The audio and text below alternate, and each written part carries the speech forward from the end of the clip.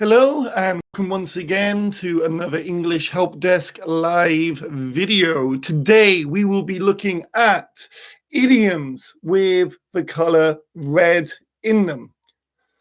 What I'm going to be doing today is to giving you different idioms, all that use the color red, and as well as a definition and an explanation of each idiom. I'm also going to be giving you 2 examples for each of the idioms so that you can see these in a more natural context in English. After that, I'll give you a quick review. I'll go through each of the idioms once more and see if you can remember what it is they mean. So in English, red has a variety of different meanings. It can be danger, it can mean warning, it can also mean anger as well.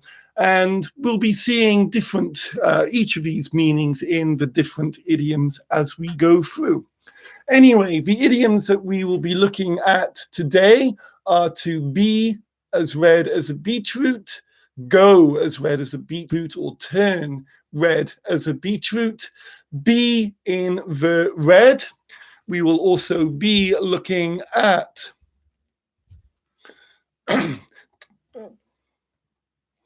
catch someone red-handed or be caught red-handed, the red carpet, a red herring, and the last 3 will be a red letter day, red tape, and see red.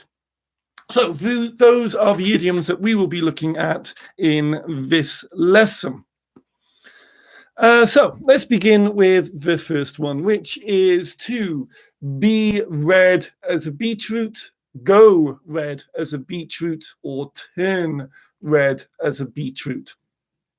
Now, if you are unfamiliar, a beetroot is a vegetable that has a very dark red color, or sometimes even very purple color. But when we turn red as a beetroot, what that means is to go red in the face with embarrassment or anger. So I'm sure that we've all had situations like this. I know it certainly happens to me when I get very embarrassed. A lot of blood rushes into my head, which makes my whole face become very red in color. And often when people get angry, the same thing happens. The blood rushes to the head, causing the face to look very red. So yeah, to go red in the face with embarrassment or anger.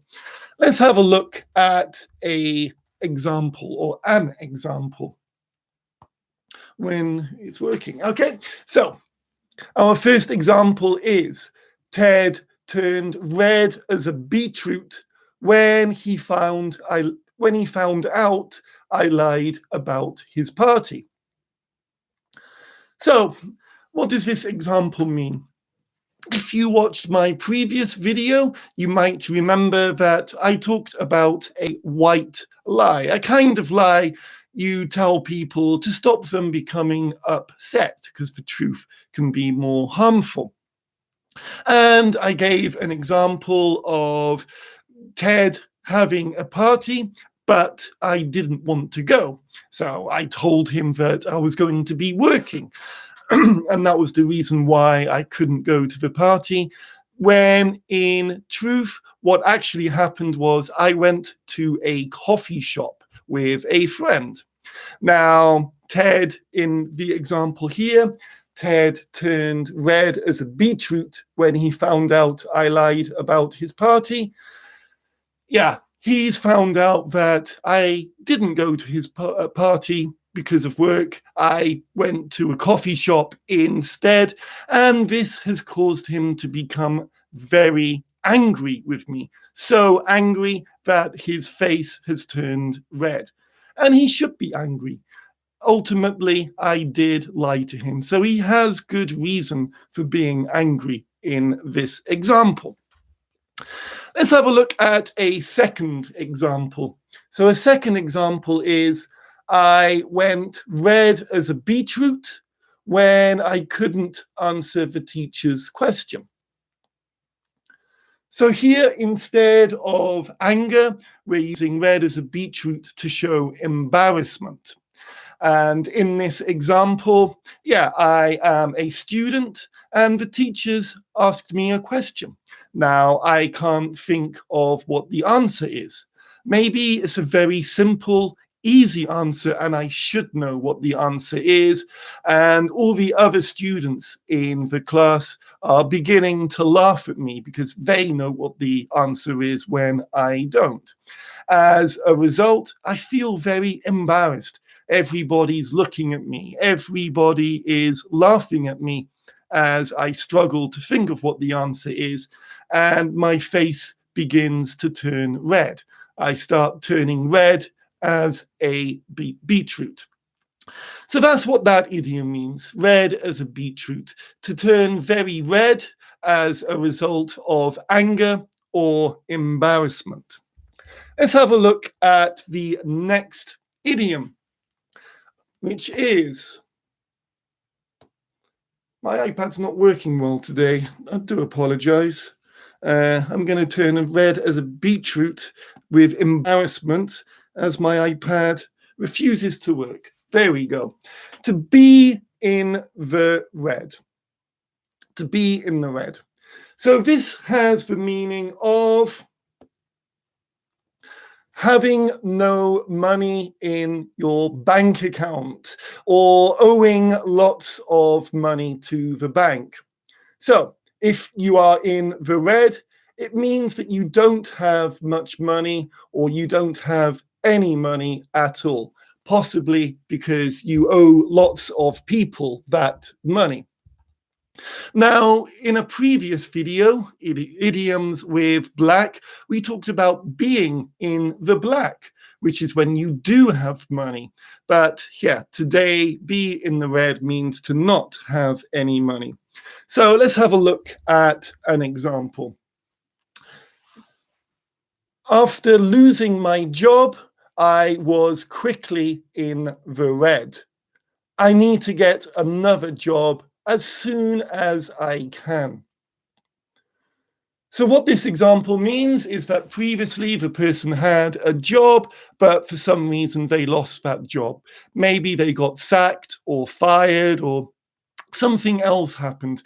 But without a job, that person has no money coming in. They're not getting paid. And the money that they had in the bank account has gone down as a result. So this person needs to get another job so they can start earning more money and not be in the red anymore. A second example of be in the red is after years of having lots of debt, I finally paid it all off and am out of the red. So let's just quickly look at a couple of words here. Debt means, owing people money. You have to give people money because you borrowed some from them. Paid it all off means that, the person has given all the money back that they need to give back. And so because of that, the person is no longer in the red. They are out of the red, or they are back in the black. So it means that they have money once again. So that's what that example means. To be in the red, have no money. To be out of the red, to start having money again. And be in the red is the opposite of being in the black. Let's move on. The next idiom is catch someone red-handed or be caught red-handed. So let's have a look at what being red-handed means, or being caught red-handed. If you are caught red-handed, it means you are in the act of doing something secretive or something criminal. So yeah, usually it means doing something very bad and very naughty. And when you are caught red-handed, you are in the middle of doing that thing. You have not finished doing your secret or criminal thing. So let's have a look at an example. The police caught the boys red-handed as they were trying to steal the car. So in this example, you've got a group of boys. They are trying to steal a car, but whilst they are still doing that, the police come and find them and stop them from doing that and probably arrest the boys. So yeah, the boys are obviously doing something very criminal, very wrong, and they have not successfully stolen the car because the police have caught them halfway through their attempt to steal the car. So they are caught red-handed. Let's have a look at another example. So as I said, being caught red-handed doesn't mean always criminal. It can be something secret that you don't want other people to know about. As the second example says, my wife caught me red-handed when I was smoking outside. So here, I don't want my wife to know that I've been smoking a cigarette. However, she comes out and sees me still smoking a cigarette, and so she knows that I've been doing something wrong, something secretive. Because my wife hates people who smoke. So yeah, I was caught red-handed.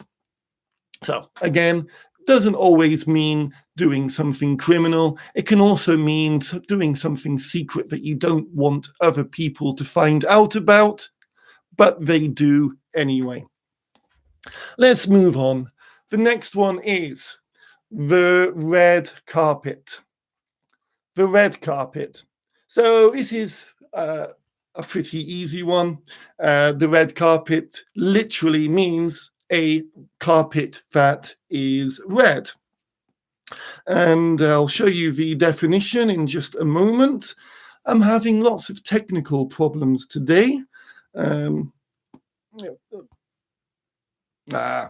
we go. Okay, so the red carpet has the meaning of a sign of special welcome or attention for an important visitor.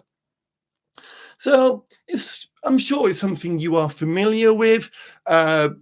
Big, long red carpet outside of a building or a place, and very special people walk along the red carpet. And it just shows that the people walking on the red carpet are very important people. Let's look at an example. Film stars walk down the red carpet before the Oscars. So again, this is something I'm sure you're familiar with. If you like watching the Oscars, there's always that time before the ceremony begins when all the celebrities, all the film stars walk along the red carpet, and there's lots of people taking photos of them in their expensive and fancy designer clothes. And of course, the red carpet shows that the film stars are the important or special people in the Oscars.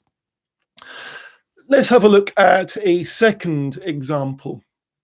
So the second example is Queen Elizabeth II is always given the red carpet treatment. So Queen Elizabeth II, as I'm sure you are aware, is the Queen of the UK. Doesn't mean that she always walks on a red carpet, but having the red carpet treatment means that people do treat you as though you are a very special and important person. Queen Elizabeth, being the Queen, is a very special and important person. And so when people talk to her, or when people do things for the Queen, they always make sure that she is given the red carpet treatment, that she is always treated like she's the queen.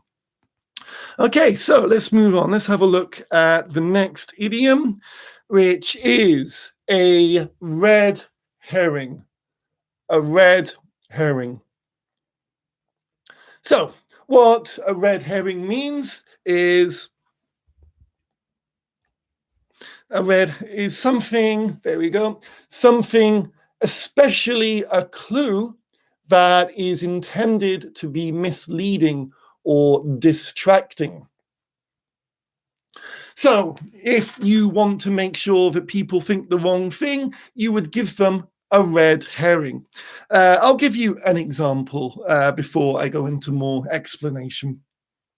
So, our first example is, after lots of investigation, the police learned that the clue was really a red herring.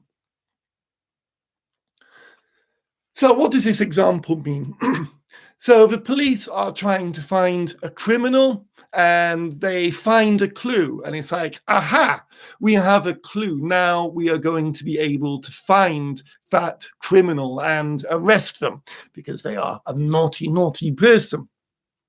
However, the clue turns out to not be a real clue. In fact, it's made the police think someone else is possibly the killer, whereas the real killer is still free and laughing at the police. So yeah, a red herring is basically a false clue. And therefore it is misleading because it makes people think the wrong thing. Let's have a look at a second example, which is police shows on TV have lots of red herrings to stop viewers guessing who the killer is. So I'm not sure if you enjoy police shows or detective dramas, shows like Sherlock or CSI being such shows. But if people are watching them and they know who the killer is at the beginning of the show, it becomes very, very boring. So what happens in shows like Sherlock and CSI is there are lots of red herrings, lots of false clues to make the police in the show and the people watching them try and guess who the real killer is. It's only at the end of the show where the real clues are discovered and the real killer is again found. But all the red herrings, all the false clues make the people, the police and the people watching it think that different people might be the killer as the show goes along. So yeah, red herrings, false clues that make people think the wrong things. Let's move on. Let's have a look at our next idiom, which is a red letter day. So a red letter day has the meaning of an important or joyful occasion which one looks forward to or remembers with pleasure. A red letter day is a day when something really, really good happens, something really special or important happens, and just makes that whole day seem very special as a result. And people, when they remember that day, it makes them feel very, very happy. So let's give you an example. The day that we had our first child was a big red letter day for us. So yeah, having children is, of course, is a very important thing, and most people who have children remember the day that their child was born. So it's a very special day. It's a very important day for that family. And it's a day that makes them feel very, very happy when they remember it. A second example, getting my first comment on one of my YouTube videos was a red letter day for me. So, you are all familiar with YouTube, and of course you are. You're using YouTube right now. And with most of the videos that you watch, I'm sure that there's lots of comments underneath each video. If you're extremely popular, I'm sure that there's hundreds of comments for the most successful YouTubers. However, everybody has to start at the beginning. And when someone starts making YouTube videos, not a lot of people watch them because, nobody knows who you are. And not a lot of people who watch the videos leave comments. So I remember well the first time somebody left a comment on one of my videos, because it showed me that A, the person had watched the video, and B, that they enjoyed it, but most importantly, C, they enjoyed it so much that they wanted to share that enjoyment with me by leaving a comment.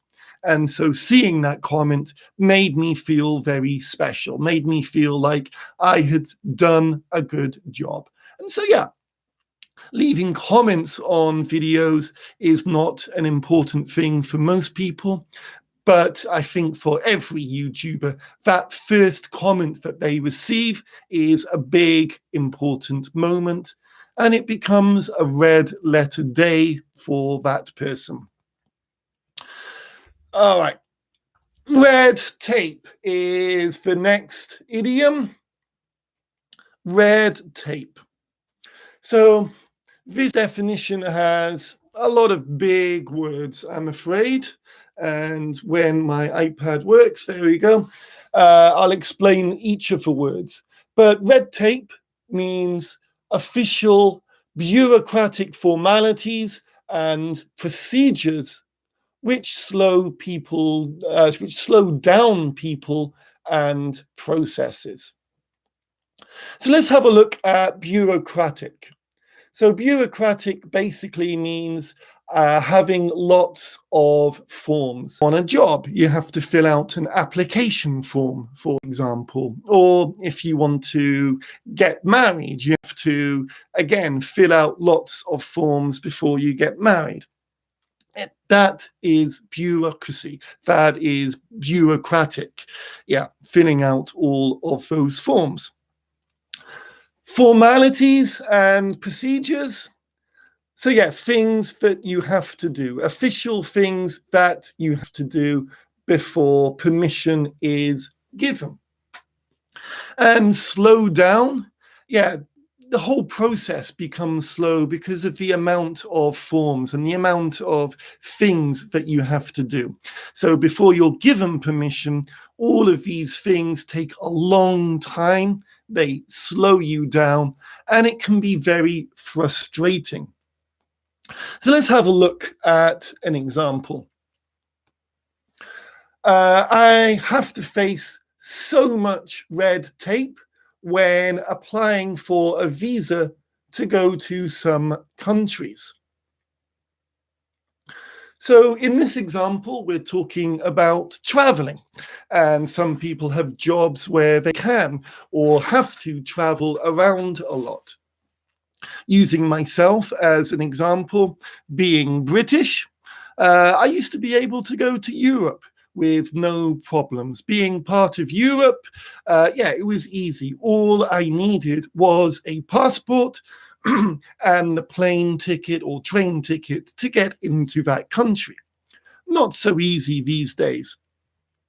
But when I went to China about 10 years ago, I had to apply for a visa, a tourist visa, so a special document that allows me to go into China. And getting that visa took a long time. I had to fill out lots of forms, again, saying why I wanted to go to China, where I was going to go. And then I had to send those forms to the Chinese embassy before they gave me the visa, before they gave me permission to go to there.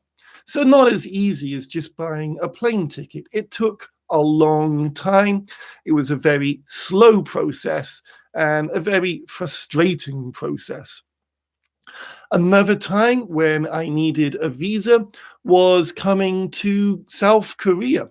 In this case, I was not traveling to South Korea, I was coming to South Korea to work. So, as well as applying for a visa, going to the embassy and filling out all the forms, I also had to prove that I had a job. So that meant I had to contact my employer in South Korea and get all the necessary documents from them. Things like a contract, things like a schedule, all sorts of little documents. In that case, I had to deal with two lots of bureaucracy, two lots of red tape, in order to finally get a work visa so that I could come to South Korea. Hooray. Let's have a look at a second example, which is we had to go through a lot of red tape to get our project approved. So it's not just visas. Things like projects can also go through red tape. Things like projects can go through a lot of different processes before permission is given. It could be things like getting enough money, or if you want to build a house somewhere, getting permission from the government. And again, you've got to give reasons why you want to do that, how it's going to help people, blah, blah, blah, blah, blah. Every project's different, but a lot of big projects, you do have to go through a lot of red tape. All right, let's move on to what I think is our last idiom, which is, hang on. My iPad's playing up again. It's going the wrong way. There we go. Got it sorted out. And our last idiom is to see red. To see red. Now, this does not mean wearing red glasses or looking at something that is very red. When we see red, it means to suddenly become very angry, lose one's temper. So right now, my iPad is not working very well, and it's causing me to see red as I become angry with my iPad. In fact, the embarrassment and the anger would also make me turn red as a beetroot if I'm not careful. So see red, become very angry. So let's have a look at an example. My wife saw red when she caught me smoking outside. So, we talked earlier about being caught red-handed. My wife caught me red-handed smoking, and she hates smoking. So, when she saw me smoking, she became very, very angry. She saw red. Another example is knowing that I was at the coffee shop instead of his party made Ted see red. So again, I told Ted a white lie, a lie as to why I wasn't going to his party. And when he found out the truth, it made him become very angry. It made him see red, which is understandable. I did lie. And Ted starts yelling at me and shouting at me, and his face again turns red as a beetroot.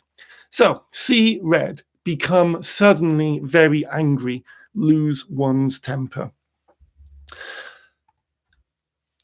So that's the end of the idioms. What we're going to do now is to have a review. I am going to go through each of these idioms once again, and I want to see if you can remember the meanings to each of the idioms. So I'll show you the idiom and then give you a few seconds to try and remember what that idiom means. So our first idiom was be red as a beetroot, go red as a beetroot, turn red as a beetroot. Can you remember this definition? Red as a beetroot has the definition of to go red in the face with embarrassment or anger. So yeah, when you feel so angry that all the blood rushes into your head and your face turns red. Or when you become very, very embarrassed and again, blood rushes into the head and your face turns red. The next definition was be in the red. Can you remember this meaning? So be in the red has the meaning of having no money in your bank account, owing money to the bank or other people. So yeah, if you're in the red, it means you have very little or no money and you probably owe people lots of money. And it has the opposite meaning of being in the black, because when you're in the black, it means that you do have money and you don't have to worry. Okay, catch someone red-handed or be caught red-handed. So catch someone red-handed or be caught red-handed means to be in the act of doing something secretive or criminal. So yeah, you're doing something very, very naughty that will either get you arrested or something secret that you don't want other people to know. But when they do find out, yeah, you get into trouble because you're still doing that thing when people find you. And that's what being caught red-handed means. The red carpet. The red carpet. So the red carpet means a sign of special welcome or attention for an important visitor. So again, something that we've all seen, film stars walking on the red carpet before the Oscars, or kings, queens, presidents, very, very important people, again, walking on the red carpet, because the red carpet shows that those people are very important. A red herring, a red herring. What does a red herring mean? So basically, a red herring is something, especially a clue that is intended to be misleading or distracting. So talking about the police and detectives, yeah, a red herring is something that looks like a clue, but is not actually a clue. It's a false clue, and it gives the police the wrong idea. A red letter day. What is a red letter day? So, very simply, a red letter day is an important or joyful occasion which one looks forward to or remembers with pleasure. So a red letter day is a day in which something really good happens, something very important happens, and later, when you remember that day, it makes you feel very happy. Red tape. What does red tape mean?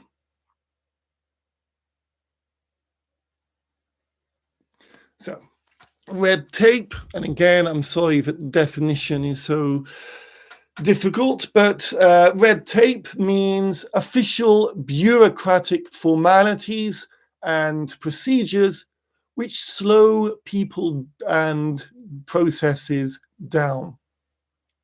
So basically, yeah, having to fill out lots of forms or providing lots of documents or having to do lots of official things before you are allowed to do something, and it can take a very long time and be very frustrating. And the last idiom was see red. See red. So, see red means to suddenly become very angry, to lose one's temper. So yeah, if we see red, we are basically just saying that we are very angry or that someone is very, very angry, possibly shouting and yelling and yeah, just doing not very nice things because they're angry. And that's it. That's the end for this video. So what I want you to do is to practice. Just watching this video is not enough. You will forget these idioms unless you keep using them. One way is by writing them down.